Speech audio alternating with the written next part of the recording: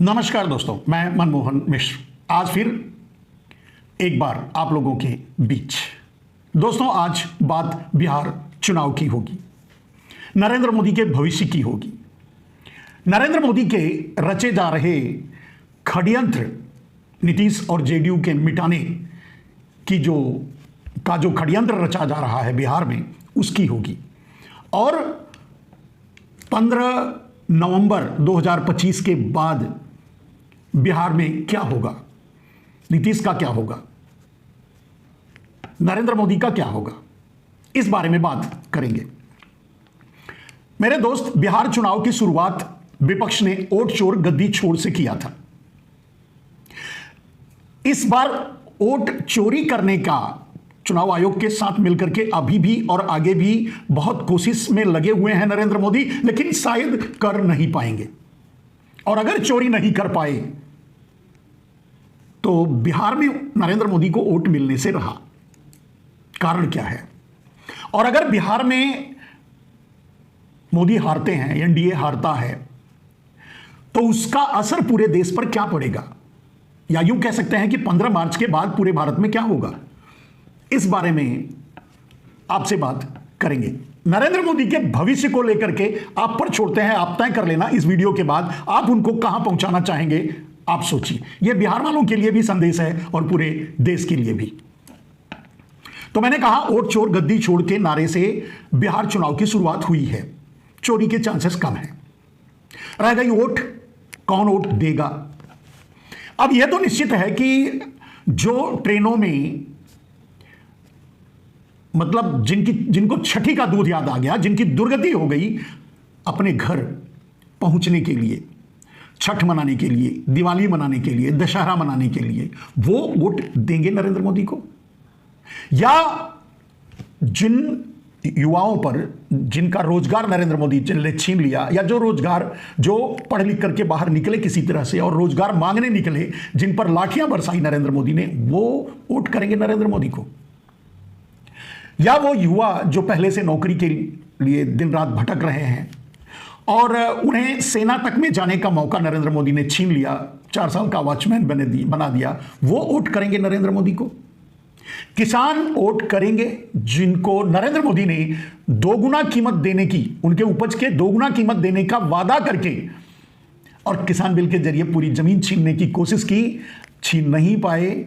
और लेकिन किसानों को तो धोखा दिया ही दिया, किसानों को कुछ नहीं मिला, वो वोट करेंगे नरेंद्र मोदी को। जिन बिहार वासियों को नरेंद्र मोदी ने मजदूरों की फैक्ट्री बना दी, उनका पढ़ाई लिखाई शिक्षा सब कुछ, सब तंत्र ध्वस्त कर दिया, उन्हें अनपढ़, इन करीब 15-20 सालों में उन्हें अनपढ़ बनाने की मुहिम पर काम करते रहे, उन्हें मजदूर बना के छोड़ दिया अपने गुजरात के लिए। यह मुद्दा बहुत बड़ा बन चुका है अब बिहार में कि नरेंद्र मोदी बिहार को मजदूरों की फैक्ट्री बना दिया और गुजरात में फैक्ट्री लगा रहे हैं। उसके लिए उन्हें मजदूर चाहिए, इसलिए बिहार में मजदूरों की फैक्ट्री लगा रहे हैं। यह मुद्दा भी है। महंगाई से जिन पूरे बिहारियों की कमर तोड़ दी नरेंद्र मोदी ने, वैसे तो पूरे देश का वही हाल है, तोड़ दी नरेंद्र मोदी ने, वो वोट करेंगे नरेंद्र मोदी को या एनडीए को। बिहार में कौन है ऐसा और किस बात के लिए नरेंद्र मोदी को वोट करने के बारे में सोचेगा। तो यह तो तय हो चुका है कि नरेंद्र मोदी और एनडीए को एक भी वोट बिहार से मिलने वाला नहीं है, चाहे जितने जुमले छोड़ लें, चाहे जितने झूठ बोल लें, जितने झूठे सपने दिखा लें, या जितना डरा लें। वहां डराते भी तो हैं, कहीं मंगलसूत्र के छिन जाएगा, कहीं घुसपैठिया आ जाएगा, और सबसे बड़े घुसपैठिए तो यही दोनों हैं जो घुसे पड़े हैं पूरे भारत में, यहां वहां लूट रहे हैं। फिलहाल किस बात के लिए वोट करेगा, यह बहुत बड़ा मुद्दा है बिहार का। जब बिहार के लोग वोट नहीं करेंगे तो नरेंद्र मोदी किस हद तक चोरी करेंगे या कर पाएंगे चुनाव आयोग के साथ मिलकर के। मुझे नहीं लगता कि चुनाव आयोग के साथ मिलकर के नरेंद्र मोदी इस हद तक चोरी कर पाएंगे कि वो अपनी सरकार बना लें। हालांकि इरादा तो उनका यही है कि वो अपना बहुमत मिले, अपनी सरकार बनाएं, अपने एक नया मुख्यमंत्री दें और नीतीश को निपटाएं, जेडीयू को तोड़ दें, जेडीयू को अपने में मर्ज कर लें, वैसे भी नरेंद्र मोदी के साथ जो रहा उसके साथ तो नरेंद्र मोदी ने यही किया है जो आगे जेडीयू के लिए प्लान कर रहे हैं। हालांकि बिहार में यह बात शायद सफल नहीं होगी। नीतीश ऐसे भी नहीं हैं और बिहारी इतने भी नहीं हैं कि नरेंद्र मोदी के इस तरह के जाल में फंस जाएं। मध्य प्रदेश, हरियाणा, खास करके स्पेशली महाराष्ट्र के उदाहरण के बाद तो मुझे नहीं लगता कि बिहार के लोग नरेंद्र मोदी के जाल में फंसेंगे, तो नरेंद्र मोदी को वोट नहीं मिलेगा, नरेंद्र मोदी हार जाएंगे, यानी एनडीए हार जाएगा, नीतीश कुमार सीएम नहीं बनेंगे, नरेंद्र मोदी बनाएंगे भी नहीं। तो फिर होगा क्या? 15 नवंबर 2025 के बाद बिहार में होगा क्या, और फिर उसके बाद पूरे देश में क्या होगा? यही बात समझने की है मेरे दोस्त। जहां तक मैं नीतीश को समझता हूं और जहां तक मैं बिहार को समझता हूं और जहां तक मैं बिहारियों को समझता हूं, जहां तक उनकी सोच को समझता हूं, अगर मैं सही हूं तो नीतीश कुमार और तेजस्वी यादव गले मिल चुके हैं अंदर अंदर, और चुनाव का रिजल्ट 14 तारीख को आएगा। 15 तारीख को तेजस्वी बिहार के मुख्यमंत्री होंगे। वैसे ये वीडियो आप इस पोर्शन को रख लीजिएगा, उस दिन याद आएगा, 14-15 तारीख के बाद मेरी याद आएगी आपको। बिहार के मुख्यमंत्री होंगे तेजस्वी यादव, उनकी यही साठगांठ है, उनका यही मतलब पैच है। और इस पैच के या इसके खिलाड़ी अगर कोई इसका मेन रोल जिसके पास है या जो की मेंबर का काम किया है या इस समझौते में जो मेन रोल निभाया है वो है राहुल गांधी। वोट छोड़ गद्दी छोड़ का नारा देने वाले राहुल गांधी ने ये पैचअप करवाया है। ठीक है, परिणाम क्या होगा? आप सोच रहे होंगे कि फिर नीतीश को अगर तेजस्वी से मिल जाएंगे तो उनको क्या फायदा होगा। मेरे दोस्त, तेजस्वी बनेंगे बिहार के मुख्यमंत्री और नीतीश बनेंगे भारत के प्रधानमंत्री। जरूर आपको झटका लगा होगा, लेकिन खेल यही है और यही होगा, आप देख लीजिएगा। परिणाम मोदी के पक्ष में नहीं होगा। बिहार हमेशा निर्णायक भूमिका में रहा है राजनीति में। अब इसके बाद कोई न मौका आने वाला है न जाने वाला है। बिहार इस बार कुछ कर पाएगा तो ही कर पाएगा, वरना आप समझ सकते हैं। और इस बार बिहार नहीं चूकेगा, अपना रोल अदा करेगा, देश में सत्ता परिवर्तन की भूमिका निभाएगा। कहने का मतलब रिजल्ट आपके सामने है।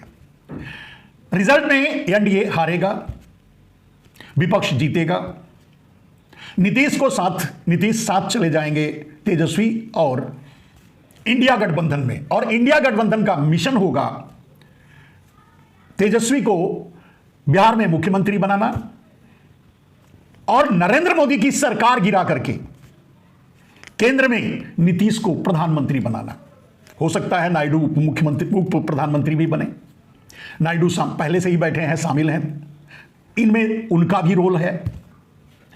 नायडू अच्छी तरह से जानते हैं क्योंकि दक्षिण भारत के हैं, तो नरेंद्र मोदी की धोखेबाजी को परखने के लिए जरूरत नहीं है नायडू को। नायडू अच्छी तरह जानते हैं कि नरेंद्र मोदी किसके साथ क्या क्या किए हैं और वक्त आने पर उनके साथ क्या करेंगे, ये उन्हें पता है। अब ये मौका भी है और दस्तूर भी। इस वक्त को, इस अवसर को कोई नहीं छोड़ना चाहेगा। इसलिए 15 नवंबर के बाद 6 और 11 तारीख को इलेक्शन होगा, चुनाव वोट पड़ेगा, 14 तारीख को रिजल्ट आएगा, 15 तारीख से ये आपके सामने आने लगेगा, फिर मेरी याद आपको आएगी। मैं पहले ही बता चुका हूं कि एनडीए को वोट देने के लिए, और खास करके नीतीश भी ऐसा कुछ नहीं किए हैं कि उनको वोट मिले अपने बल पर भी। और सबसे बड़ी दुश्मनी तो नरेंद्र मोदी खुद नीतीश से साध रहे हैं और साधेंगे। नीतीश को निपटाने का ही उनका मेन इरादा है और उसी पर काम कर रहे हैं, कर नहीं पाएंगे। परिणाम क्या होगा मेरे दोस्त? महंगाई, गरीबी, बेरोजगारी का सबसे बुरा और बड़ा असर अगर कहीं पड़ा है तो वो बिहार पे। सबसे ज्यादा अगर प्रवासी भारतीय जो बाहर मजदूरी के लिए निकलते हैं तो वो बिहार से, चाहे केरला हो, चाहे तमिलनाडु हो, चाहे कर्नाटका हो। चाहे आंध्रा भी हो। और मेरे दोस्त, आपको पता ही होगा कि शायद गरीबी रेखा के नीचे, मतलब गरीबी रेखा से ऊपर आ चुका है केरला। भारत का पहला ऐसा राज्य है जो गरीबी रेखा से ऊपर आ गया है, वहां कोई गरीब नहीं है। और सिर्फ यही नहीं, तमिलनाडु भी अब नजदीक पहुंच चुका है गरीबी रेखा के ऊपर आने के लिए। दूसरा राज्य होगा भारत का जो गरीबी रेखा से ऊपर आ जाएगा। कर्नाटक लाइन में लगा हुआ है, कोशिश में लगा हुआ है और प्रयास भी कर रहा है। डबल इंजन की सरकार वहां नहीं है, मोदी का वहां कोई वर्चस्व नहीं है इसलिए। और जहां मोदी की छाया नहीं पड़ी है वहां विकास हुआ है, गुजरात को छोड़ करके। बाकी पूरा देश लूट करके, और वैसे भी गुजरात का भी विकास नहीं हुआ है। विकास तो सिर्फ मोदी के अपने चहेतों, मोडानी, अंबानी या कुछ गुजराती माफिया, गुजरात लॉबी, गुजराती चोरों का हुआ है। बाकी तो बेचारे गुजराती भी मारे मारे फिर रहे हैं दूसरे देशों में, डांकी बन करके डिपोर्ट किए जा रहे हैं दूसरे देशों से हथकड़ियां पहना करके। खैर, उस पर नहीं जाते हैं। आज बात सिर्फ बिहार चुनाव के रिजल्ट की। मेरे दोस्त, फिर से एक बार यह बात दोहरा देता हूं, 14 नवंबर को रिजल्ट आएगा, 15 नवंबर को सब कुछ साफ हो जाएगा। तेजस्वी यादव को मुख्यमंत्री बनाया जाएगा, तेजस्वी यादव मुख्यमंत्री बनेंगे। नीतीश कुमार को ला करके इंडिया गठबंधन केंद्र में प्रधानमंत्री बनाएगा। नायडू भी साथ आएंगे। मोदी की सरकार गिराई जाएगी, उनका तख्ता पलट किया जाएगा। तख्ता पलट संसद से ही होगा और दूसरे तरीके से नहीं।